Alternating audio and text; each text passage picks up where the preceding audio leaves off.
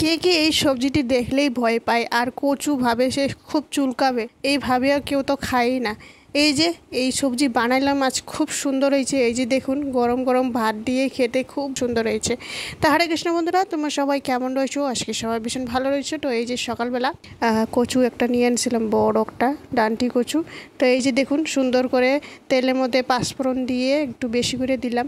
তারপর এই যে লাল লঙ্কা দিয়েছি, আদা কুচি করে, তারপর একটু জিরার গুঁড়া, হলুদ সুন্দর করে দিয়ে একটু নাড়াচাড়া করে কচুগুলো এভাবে কেটে রেখে দিয়েছি সুন্দর কুচি কুচি করে। এই যে দেখুন, সবগুলো একবারে কেটে নিয়েছি। তারপর এই যে কচুগুলো দিয়ে ভালোভাবে নাড়াচাড়া করতে করতে একটু পরে একটুখানি জল দিয়ে আরেকবার ভালোভাবে নাড়াচাড়া করতে করতে এই যে এইভাবে একটু শুকাইয়া নিব। তারপরে এই যে দেখুন, কি সুন্দর গরম গরম ভাতের লগে খেতে খুব টেস্টিও হয়। তো এই সিজনে তো এইগুলো কচুগুলো বার হয়, তো একবার বাড়িতে এইভাবে ট্রাই করে দেখবেন। খুব সিম্পল, কোনো মশলা টশলা কিচ্ছু লাগবে না, এইভাবেই একবার বানিয়ে দেখবেন।